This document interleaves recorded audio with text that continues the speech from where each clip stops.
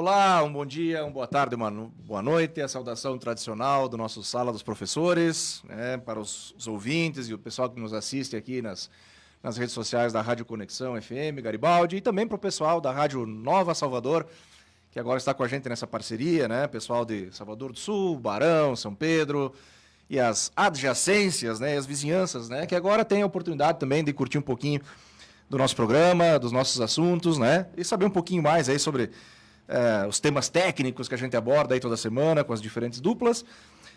E antes da gente começar, né, dar uma saudação aqui para a Adri, né, minha colega de bancada hoje, para o Diogo sempre que nos ajuda, falar um pouquinho aqui dos nossos reclames, né, os tradicionais reclames. Então, estão abertas, né, pessoal, as inscrições para o vestibular da FISUL, né, com a prova de redação presencial ou online. É isso mesmo, quer dizer, você pode fazer a redação na sede da FISUL ou em casa. Né? Então, as inscrições aí para esse período, né? A prova do dia 13 a 17 de julho, você entra lá no site da FISUL, tem a aba lá, vai abrir uma aba lá, vestibular, para as inscrições, vai receber um link por e-mail, escolhe um dos temas propostos e faz a redação com praticidade e segurança, sem sair de casa. E quem quiser vir até a sede, aproveita, nos visita, conhece a estrutura, né? Mas não é só via vestibular que você pode ingressar na FISUL, tá? Também pode ingressar utilizando a nota do Enem, que, aliás, é um expediente que tem aumentado bastante, né? Então, caprichar na prova do Enem, o pessoal ali a partir do segundo ano do ensino médio, terceiro, já pode, né, fazer como treineiro, como a gente diz, ou realmente tentar garimpar sua vaga logo após o terceiro ano. Utiliza a nota do Enem, fazer uma segunda graduação, sim, você que de repente já é graduado em alguma área e quer fazer a segunda, né? Pode também ingressar, ou solicitar também a transferência de outra instituição. E essas duas últimas modalidades têm descontos bem interessantes, tá?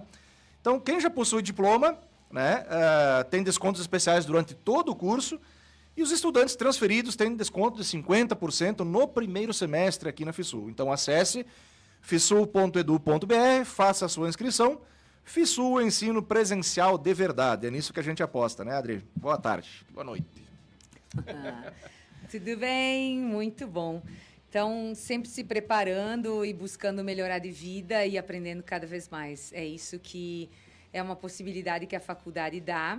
E não só de aprendizado cognitivo, mas de soft skills, que tanto se fala, de conviver com as pessoas. Para quem não fala inglês, Adri, o que são as soft skills? O que são as soft skills? São as questões de comportamento, que a gente sempre fala que muitas vezes as pessoas são contratadas pela questão técnica e são demitidas pelo comportamento. Que é uma queixa meio já normal, né? Do mundo empresarial, né? Exatamente. Só que muitas vezes as pessoas vivem no ponto cego e não percebem isso. E na faculdade, além de toda essa questão de conhecimento, de cognição e desenvolvimento, também tem essa parte de relacionamento, de trabalho em grupo, de estudo de casos de ensino, né? Que aí tu consegue se colocar no lugar de um decisor para tomar aquelas ações. Sabe que essa semana tu falou uma palavra-chave aí muito interessante que me chamou a atenção, que é para melhorar de vida, né? Estudar para melhorar de vida. E isso eu acho que é sempre importante a gente lembrar, porque costumo brincar, né? Se tu não é herdeiro, né, ou não ganhou na loteria, talvez a educação, né, ela seja ainda, né, o melhor caminho para a gente pleitear novas oportunidades ou novos horizontes. Né, temos casos aqui na faculdade, é interessante, né, porque às vezes você que está de repente aí, só faz tempo que eu terminei o ensino médio, não sei se eu consigo, não sei se eu vou. Né? Sim, claro que tu consegue. Nós temos casos, acesse as redes sociais da FISUL essa semana, aí tem um caso bem bacana de uma pessoa que estava há 16 anos, né, parado, entre aspas, né, depois do ensino médio, né, produtor rural, né, e que veio estudar e disse, olha, isso mudou a minha vida e mudou a vida da minha propriedade, né, Adri? Então, quer dizer, é possível sim, né? A gente não precisa ter preconceito com a gente mesmo, né? Ou dúvidas com relação a gente mesmo. A faculdade está ali para ajudar, os professores estão ali para ajudar. E certamente o ensino superior muda sim de vida, né? A gente é testemunha disso, né, Adri?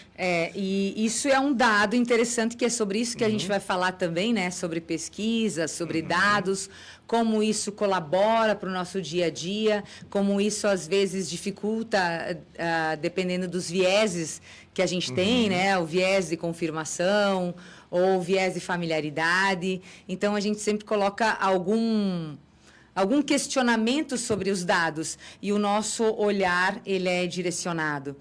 E tu, como doutor nisso, especialista doutor nisso... Fala, doutora, tu também. Eu queria saber, porque é assim, o que eu vejo muitas vezes nas empresas, tem os dados, tem materiais, só que as pessoas acabam não usando esses dados, porque vêm os dados, mas não tem a ação, um plano de ação do que eu posso fazer com aqueles dados. Mas tu sabe, Adri, que tu está falando assim, de uma dificuldade, muitas vezes, interna, né?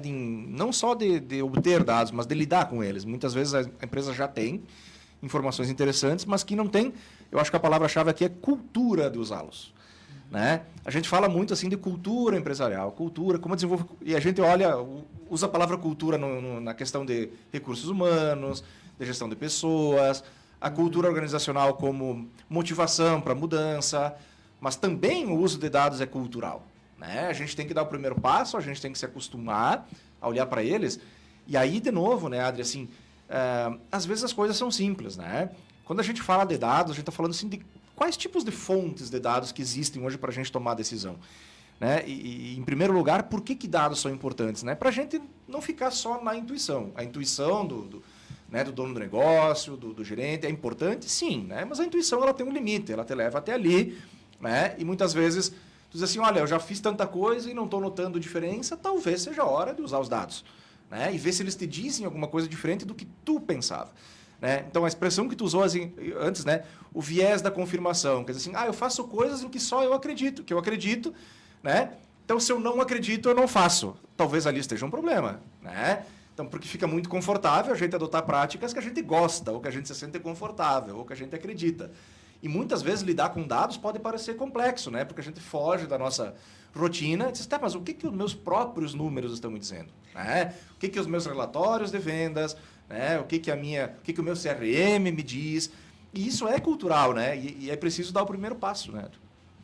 E quanto eu compartilho desses dados também com a equipe, e o que a equipe faz com esses dados? Como ela consegue interpretar?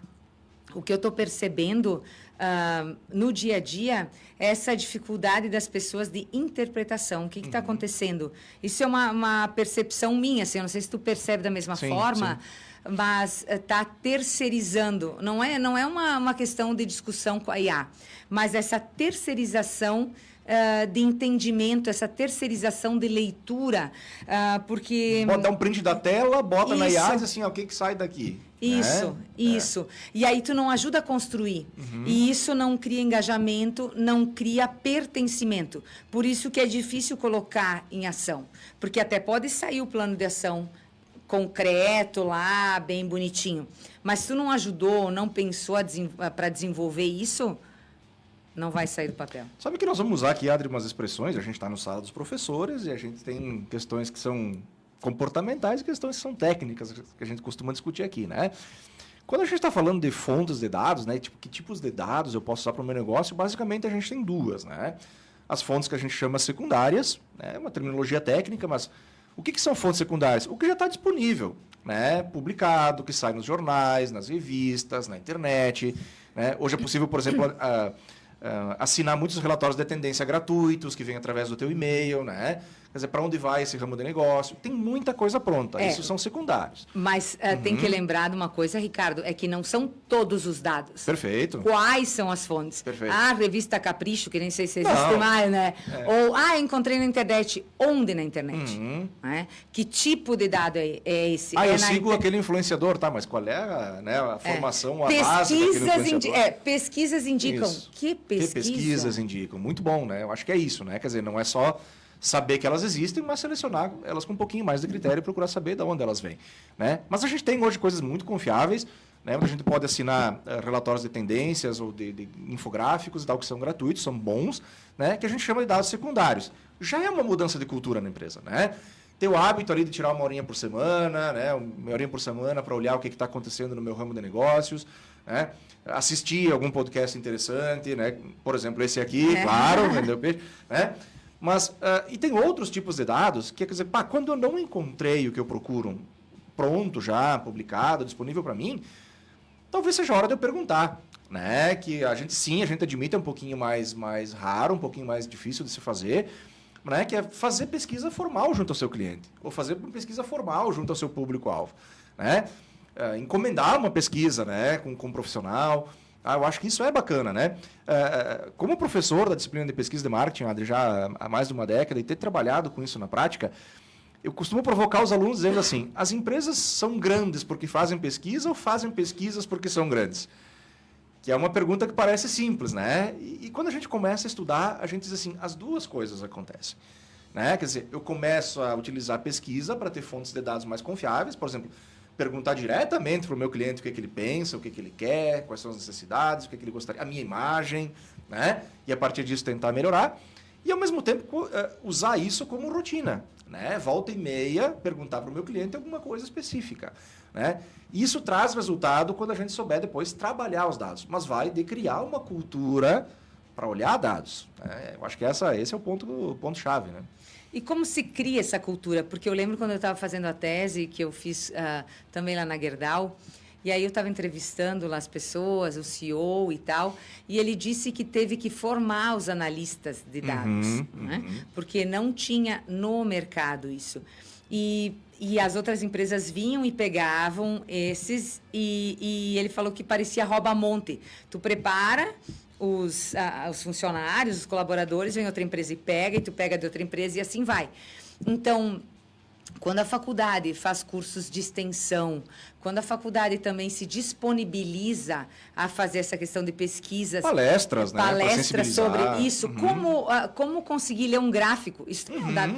Como ler o gráfico? Como entender aquele gráfico? Então, como a gente disse, fazer o feijão e arroz bem feito. Sim. Né? Então, não tenho grana para fazer uma pesquisa, eu vou perguntar o que para os meus clientes? Porque dependendo do que tu pergunta, também tem o viés que a gente falou. Sim. Então, usar também como uma opção de apoio, né? A FISU aqui em Garibaldi. Quantas vezes foi feita através da tua disciplina, né, de pesquisa da FENACHAMP, na APM? Isso, vários. Então, assim, deixar aberto, né, para que até tem um comitê de inovação na cidade, para essa tríplice hélice de inovação acontecer, que pega o governo, instituição privada e a faculdade, a universidade, dentro das devidas proporções, mas que se trabalhe essa inovação e que se reconheça as instituições que tem no município. Tu falou uma coisa importante, Adri, sobre como criar cultura, né? Quer dizer, a gente tem também que lembrar sempre, né, que a gente tem uma certa dificuldade de letramento no país. Né? E não é porque a gente mora aqui no Rio Grande do Sul, no sul do país, que é um pouquinho mais avançado em relação a algumas regiões, mas a gente também tem dificuldades de formação nessa área.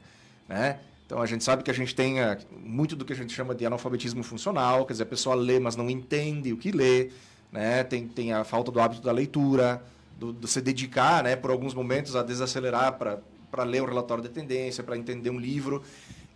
E quanto menos a gente lê, né, Adri, quanto menos a gente tenta fazer o exercício da leitura, da interpretação, menos a gente fica acostumado com isso. Né? Então, isso é hábito. Tá?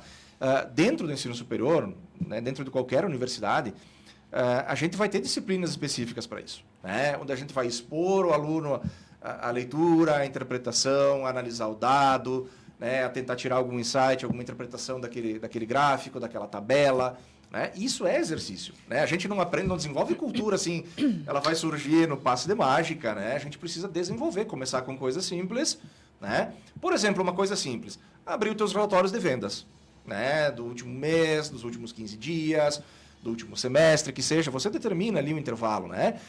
E aí você vai ver, o que eu vendi, quanto eu vendi e para quem eu vendi, por que preço eu vendi. Quer dizer, uma tabela simples de Excel, hoje está no CRM normalmente, mas numa tabela simples de Excel a gente já tem lá muita informação, né? E aí, por exemplo, você pode começar observando coisas do tipo assim, olha, eu notei aqui que, 70% das minhas vendas estão concentradas nessa meia dúzia de clientes aqui. E aí, por exemplo, é a interpretação desse dado, né? Tá, então o que tu vai fazer a partir disso aí? Eu vou tentar aumentar aqueles 30% que estão contribuindo pouco para a minha loja, ou vou focar a minha energia naqueles 70% onde eu já vendo bem e vou tentar estimular aquilo e reforçar aquilo, né? Então, são dois caminhos, teoricamente, que a gente tem para trabalhar. E também da lucratividade que tu tem com esses clientes. Então, tem vários cruzamentos que podem ser feitos e que precisa do letramento. Sim. Quando a Adri fala em cruzamentos, eles assim, tá, mas quem são aqueles que estão me comprando mais? Por exemplo, são homens, são mulheres, é pessoa física, é pessoa jurídica? É por quanto? Eu tenho que Por dar quanto? desconto, tá vendendo mais. Porque eu fiz uma promoção, porque teve dias, agora é dia dos namorados. Da onde veio, né, esse faturamento, exato. né? Se tem alguma circunstância Exato. especial, perfeito. Ou, por exemplo, né, pensar assim, bom, esta linha vende bem para este segmento ou para este tipo de pessoa, já não performa tão bem para este segmento ou para esse tipo de pessoa. Então, normalmente, hoje, né, para quem tem sistemas de ERP e tem um CRM ali, você vai aplicando os filtros, vai conseguindo fazer esses cruzamentos, né, de informações. Mas tem muitas vezes o pequeno negócio que faz isso numa tabelinha simples de Excel. E muitas possível fazer vezes, também, Ricardo, funciona melhor, porque a gente tem o MRP e tem alguns tipos de cruzamento que eles não fazem, a gente tem que solicitar. E daí sempre é um custo, porque quando a gente comprou, eu pensei, bom, vai vir os cruzamentos, como quando a gente usa... O famoso dá para brincar bastante. Isso, aqui, né? quando a gente usa o SPSS, O JASP. o NVivo. Então, antes de eu trabalhar com esses sistemas mais fechados, assim, para pequena empresa, média empresa, a gente trabalhava na universidade com esses, que são liberados para estudantes e professores, né? Então, tu vai com uma perspectiva que o MRP já venha pronto. Mas não, tu tem que adaptar. E muitas vezes esses cruzamentos não acontecem e tu tem que fazer com o Excel. E aí conhecer o Excel, sabe? Conhecer o Excel. Tudo bem, aí nesse ponto, né, a Adri diz assim, bom, até a IA pode ajudar, né? Se tu não sabe como usar a fórmula, tu pode pedir a fórmula para a IA, né? Então, a gurizada que está um pouquinho mais safa ali, né, com as LLMs, né, consegue colocar o comando certinho, o prompt certinho. Mas olha só, né, se der para voltar naquele exemplo, né? Se eu abrir um relatório de vendas, por exemplo, que não é uma pesquisa formal com cliente, é o que eu já tenho disponível, né? É a minha nota fiscal, o meu faturamento que está ali me dizendo bastante coisa, né? Se eu abrir ali, vamos voltar àquele caso assim, eu descobri que 70% do meu faturamento vem desse grupo de clientes e praticamente esses 30% das vendas aqui contribuem muito pouco para o bolo total, né? Ok, tu pode pensar assim, tá, vou tentar capturar esses 30, melhorar esses 30, porque eu quero atender todo mundo, não quero deixar ninguém de fora. Né? A gente cai, por exemplo, naquele assunto que nós tratamos na outra edição, que era a segmentação. Né? Então, a pergunta que você faz é o seguinte, assim, né? Eu quero tentar ser tudo para todos? Porque isso vai cair numa coisa assim, tá, eu tenho recurso, eu tenho gente... Ninguém consegue. Eu tenho ferramenta... a Adri já está dizendo assim, praticamente ninguém consegue ser tudo para todos, né? Então, por exemplo, talvez o meu relatório de vendas, quando eu faço alguns cruzamentos, ele me diga assim, olha, talvez seja melhor tu focar a tua energia nesse grupo de clientes aqui, nessas linhas de produtos aqui, e deixa que os teus concorrentes lidem com as outras. Né? Porque tu não tem braço, porque tu não tem estrutura, porque tu não tem gente. Né? O famoso menos é mais, muitas vezes, né? De economizar recurso físico, dinheiro, tempo, pessoal, né? Para atender melhor os clientes que mais contribuem para o teu negócio. Eu sei que muitas vezes os empreendedores dizem assim, eu quero vender mais, eu quero alcançar todos os diversos tipos de públicos, mas talvez não seja o caminho. Né? Claro que cada caso é um caso. Envolve, por exemplo, né, uma noção da concorrência. Né? Tá, por que eu vou tentar ser tudo para todos? Os meus concorrentes fazem isso ou não fazem isso? Né? Então, são questões importantes para pensar. E ter clareza de quem são os concorrentes. O que significa um concorrente? É concorrente de preço? É concorrente de proposta de valor? Qual é o critério de concorrência? Exatamente. Perfeito. Exatamente. Não, os concorrentes, meus concorrentes são os meus vizinhos aqui. Não. Não necessariamente. É o mundo hoje, dependendo do que tu vende. Né? Então, olha a necessidade de letramento Estudar básico. um pouquinho mais, né? Exatamente, estudar um pouco mais, está disponível. Ao mesmo tempo que muitas vezes as pessoas não separam esse tempo, não dão como prioridade. E aí colocam nas IAs, que já vem os resumos, e não tem um entendimento daquilo que chegou. Então, não conseguem entender o todo e o que poderiam entregar mais. Então, essa questão da pesquisa eu acho muito importante. E mais importante do que a pesquisa formal, como tu mesmo falou, não tem condições e tal, tem um mundo ali nos dados secundários, né, que a gente pode utilizar para o nosso negócio, o que for. Mas tu sabe que falando da pesquisa formal, né, por exemplo, sei lá, eu quero fazer uma pesquisa sobre imagem da minha loja. Eu quero descobrir o que as pessoas pensam da minha loja. Bom, primeiro eu posso fazer com 2 grupos diferentes. Para quem já é meu cliente e para quem não é meu cliente, por exemplo, a população geral, né? Tá? Então, por exemplo, se a gente vai hoje na literatura do marketing, né, já tem diversos instrumentos, assim, olha, é possível fazer uma boa pesquisa de imagem com não muitas perguntas, né? Porque a gente sempre pensa assim, responder pesquisa é chato. Quem é que gosta de responder pesquisa, né? Para quem vai responder uma pesquisa, porque é um trabalho voluntário que a gente está fazendo para alguém, 5, 6 perguntas parece muito já, né? E para quem quer saber informações do cliente, não dá nada, não traz muita informação 5 ou 6, né? Mas cientificamente a gente já tem escalas prontas ou perguntas prontas, quer dizer, tá, se eu quero descobrir a imagem da minha loja, quantas e quais perguntas eu tenho que fazer? Né? Isso já está consolidado na literatura, a pesquisa está pronta, né? Então, aí um bom consultor, um bom professor na área de pesquisa pode lhe ajudar, né? A partir disso, se coleta hoje a pesquisa. Hoje, praticamente, a gente envia pesquisas online, né? Pelo WhatsApp, pelo e-mail, enfim, né? A partir disso, das respostas das pessoas, com análise estatística adequada, a gente consegue tirar muita informação. E, via de regra, né, Adri, assim, os nossos alunos, por exemplo, na faculdade aqui, gostam muito de aplicar pesquisas de marketing nos trabalhos finais de curso, nos famosos TCCs. Né? Então, nós, particularmente, já tivemos muitas experiências com isso, né, enquanto orientadoras ou enquanto avaliadores de banca. Né? Pesquisa sobre o comportamento do consumidor de orgânicos na cidade tal. Pesquisa sobre a imagem de loja, né, do segmento tal na cidade tal. Pesquisa sobre, né, percepção da população sobre determinado produto. Tem muita coisa em termos de pesquisa de marketing. E quando os alunos começam a analisar os dados, cara, não é assim... acontece muito frequentemente assim, nossa, está mostrando coisa que eu jamais imaginava. Né? Ou os dados estão me dizendo coisas que estão destruindo o meu viés, aquilo que eu imaginava que era o correto. Né? Então, eu me lembro muito bem de um caso de um aluno que fez uma pesquisa sobre cervejas artesanais na região de Carlos Barbosa e Garibaldi. Entrevistou pessoas que tomavam as cervejas não de massa, né? Das micro cervejarias e tal. E ele descobriu coisas incríveis ali. Né? Então, por exemplo, assim, o preço, obviamente, não era um problema. Né? Que as pessoas diziam assim, eu prefiro beber menos e beber melhor. É por isso que eu procuro esse serviço. Né? Ou o que eles gostariam que acontecesse no futuro com esse tipo de mercado? Assim, mais pontos de venda, mais fácil localização. Né? E aí tu começa a pensar, tá, para que esse tipo de informação serviria para quem fabrica o produto? Né? Então, acho que esse é o papel da interpretação. Aí vem o letramento, quer dizer, o que a gente pode dizer a partir dos dados para quem trabalha naquele ramo. Então, a pesquisa ela é muito, muito rica. Né? Como experiência assim, de mais de 10 anos fazendo pesquisas para empresas, assim, sempre que se apresenta resultados, os olhos do contratante da pesquisa, assim, eles ficam esbugalhados. Assim, tipo, eu jamais pensei nisso. É muito frequente, sabe? Eles assim, não tinha me atentado para esse ponto aqui. E aí tu diz assim, foi teu cliente que te disse. Porque pela primeira vez tu perguntou para ele, né? Assim, diretamente, formal.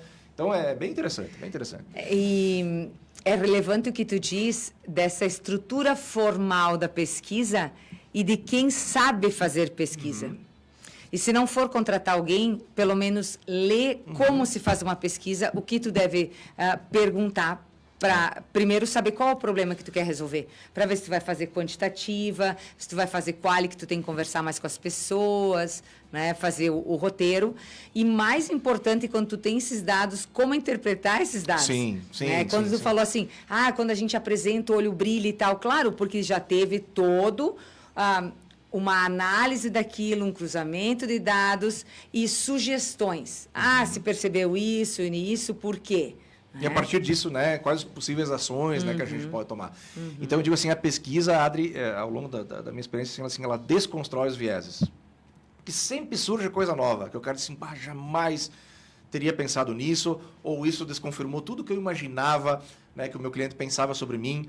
Né? É muito comum assim, dizer assim, olha, aparentemente, então, quando ele diz que está satisfeito comigo, está tudo bem, eu não preciso fazer mais nada. Apliquei lá uma pesquisa de satisfação, ele me deu uma nota lá, sei lá, de 1 a 10, né, de muito insatisfeito a muito satisfeito. Tá, então deu uma média muito boa, ele está muito satisfeito. Então eu paro por aí? Né? Então, assim, as empresas realmente preocupadas, elas não param por aí. Né? Por exemplo, uma pesquisa onde uma pessoa te dá uma nota numérica, numa escala de 1 a 10, satisfação, ela, por exemplo, não te diz por que ele está satisfeito. Ou por que ele te deu essa nota. Da onde veio essa nota. Né? Então, já tive a oportunidade, por exemplo, de fazer pesquisas para grandes empresas. O ouvinte pode achar estranho, mas é muito comum grandes empresas fazerem questionário para os seus clientes com mais de 70 questões. Então, por exemplo, uma pesquisa de satisfação para clientes de uma empresa multinacional, por exemplo, né, é um questionário complexo. Então, quando ela pergunta para as pessoas, ela pede satisfação com o produto, 7 ou 8 perguntas sobre isso. Satisfação com a política de negociação da empresa, mais meia dúzia de perguntas. Satisfação com o material de apoio, o material publicitário, né, que ela disponibiliza para os seus varejistas, mais 7, 8 perguntas. Né? Então, quando a gente vai vendo, tem várias dimensões e tu vai somando, obviamente o questionário acaba ficando um pouquinho longo, mas em compensação ele traz uma quantidade de informação tremenda. Né? Então, de novo, né, satisfação com o quê? Né? Ou insatisfação. Eu dou um com exemplo do NPS, que é muito comum, né? Que é a pergunta de ouro, né? O quanto você recomendaria esta empresa para seus amigos ou familiares, né? Os promotores, os neutros, detratores. É um número, é uma escala numérica. 7, 8, 9, 5. Tá, mas por que ele deu essa nota? Então, as empresas que realmente querem se aprofundar, elas não param nesse número, né? Elas tentam dar um passo adiante. Eu acho que isso é uma coisa importante de se pensar. Sim, e mais importante é que quando a gente faz uma pesquisa e a gente pergunta para o cliente e vai ouvir o que ele quer dizer, é que tu tem que estar disponível para mudar. Uhum. Boa. Disponível para mudar, Boa. porque muita gente faz pesquisa interna de clima, pesquisa com o cliente externo e só faz a pesquisa e não dá retorno nenhum. Não adianta ficar bravo com o dado. Exato. Certa vez numa apresentação, assim, era uma empresa que estava entrando num mercado aí de linha branca, enfim e tal. E aí foram entrevistados muitos clientes e eles disseram assim, olha, o teu concorrente tem um design melhor que o teu. Nossa, aquilo ele encarou como uma ofensa. Tu entendeu? Quer dizer, mas eu tenho 12 engenheiros aqui pensando em design, projeto, e tu está dizendo que, olha, foram as pessoas que disseram, não tem que brigar comigo, né? Então, tenho 12 engenheiros pensando em design e as pessoas estão dizendo que o design do concorrente é melhor que o meu. Eu digo, sim, tem que lidar com isso, né? Então, tem duas maneiras, né? Ou absorver a pesquisa e usar ela para mudar, mesmo que ela entre aspas, né? Ou aprofundar do que eles gostam. Tá, a questão é o design, mas por que eles gostam mais do design desse concorrente específico? Qual é Será o que detalhe? ele é mais isso? Será que ele tem mais curvas ou mais quadrado? O que é isso? E também, né, eu acho que é importante, assim, já foi mais caro fazer pesquisa. Quando eu comecei a fazer pesquisa, assim, a gente não tinha, por exemplo, eu comecei a fazer pesquisa antes da internet. Né? Então era outro mundo. Então a pesquisa era feita por telefone, sim, ou com formulário em papel, sim, que as pessoas eu já tinham que preencher, sim, formulário em papel, e aí depois alguém tinha que digitar no Excel, tabular, tudo. Era uma trabalheira enorme. Isso obviamente aumentava os custos da pesquisa. Não, e só para não perder, mais assim, né? E para não perder, quando tu fazia, que a gente teve que fazer, lembra, ligar para as pessoas, era nas lojas, era os atendentes, a dona da loja e tal. E aí, só um pouquinho, daí tu não podia desligar porque tinha que recomeçar tudo de novo. Sim. Aí ficava ali até ela atender o cliente. Aí respondia parte da pesquisa. Isso, e ficava no telefone esperando ela voltar. Depois aí dizia, de meia posso hora. te ligar segunda-feira para continuar de onde a gente parou. Quer dizer, uma vez a pesquisa era assim, né? Hoje a gente consegue gerar um link com umas perguntas prontas na internet, manda para as pessoas. Automaticamente os dados já estão tabulados, o Excelzinho para começar a fazer análise vem pronto. Né? Então, diminui muito assim, o custo da pesquisa. Né? Quando a pesquisa era feita por telefone, assim, eu me lembro certa vez, a gente entrevistou 200 clientes de uma rede de franquias de imóveis planejados. Só fazer 3.000 ligações para conseguir 200 respostas. Né? Obviamente que isso para o contratante aumentava o custo, né?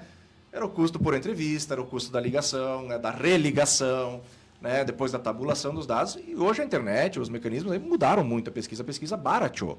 Né? As ferramentas de análise melhoraram, elas estão mais poderosas, mais acessíveis. Né?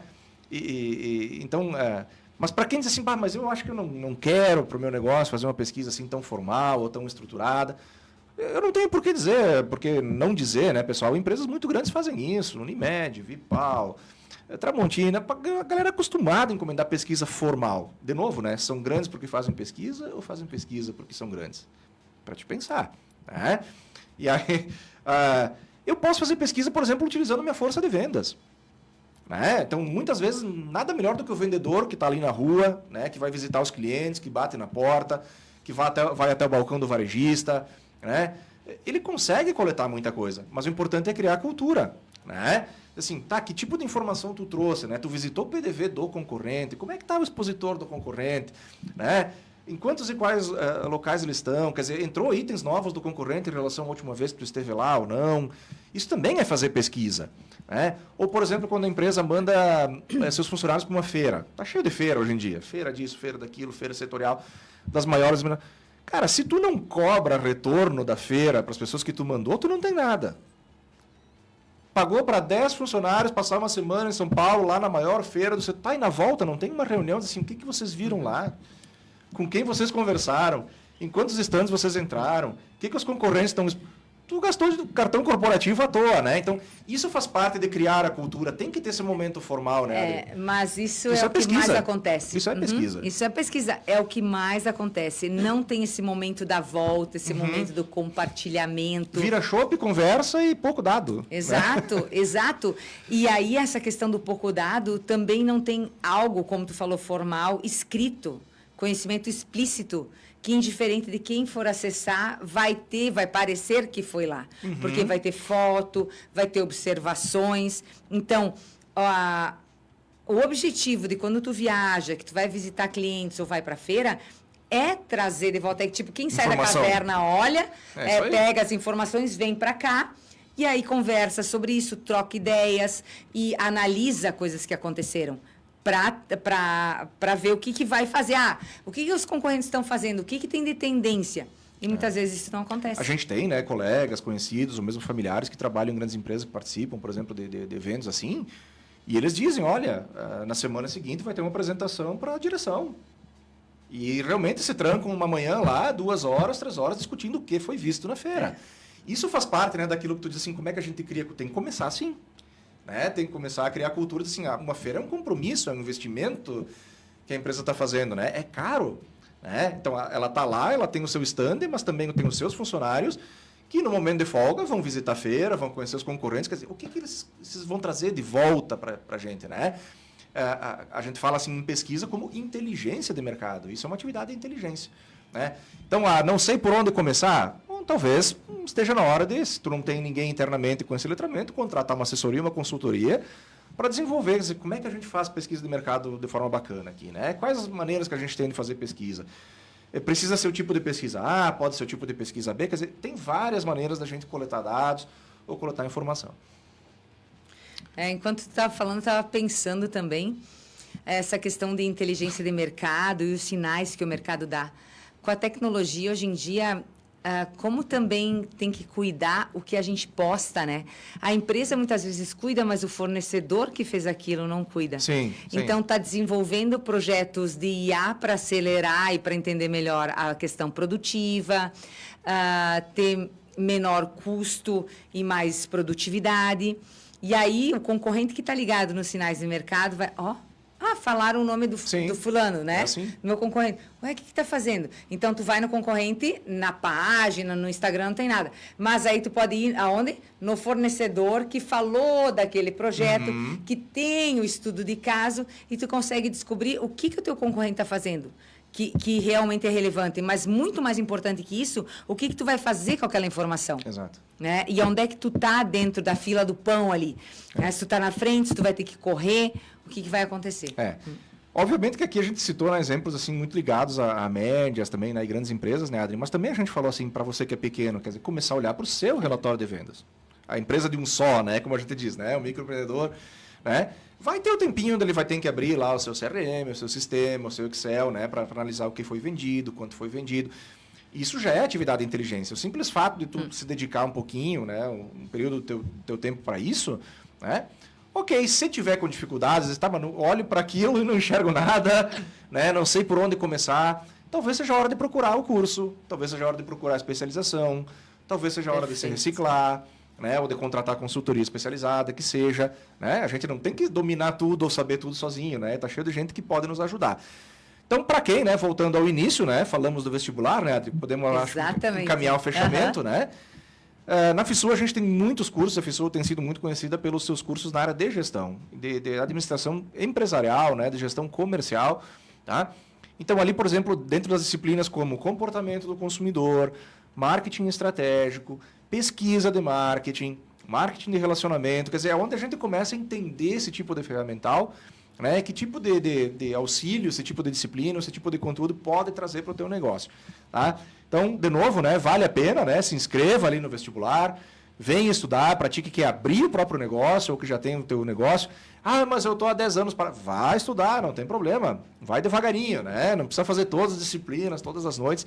Então, a faculdade daí está de portas abertas. Sim, e é uma relação mais próxima. Né? Então, a gente está disponível aí para quem vier nos procurar para desenvolver pesquisas, para até ajudar a questão do negócio. É isso que a gente faz. Até uma palestra de sensibilização para essa cultura analítica, né? Para essa Exato. cultura... A faculdade ela pode colaborar de várias maneiras com a comunidade. Isso aí. Dito isto, né, curtam então o Sala dos Professores, né, nas nossas redes, redes da FISU, da Rádio Conexão, da Nova Salvador, que está conosco agora, né? Vamos lá, galera, vamos começar a criar a cultura analítica, vamos estudar, vamos contratar assessoria se for preciso, né? Mas sem os dados, realmente, o nosso negócio ele fica à mercê do vento, né? E quando a gente fica à mercê do vento, a chance de dar algum probleminha logo ali adiante, ela aumenta muito. Medir faz bem, porque quem não mede... Medir faz bem. Isso, quem não mede não sabe para onde está indo. Isso aí. Um grande abraço a todos e até a próxima semana com novos colegas e novos temas. Isso aí.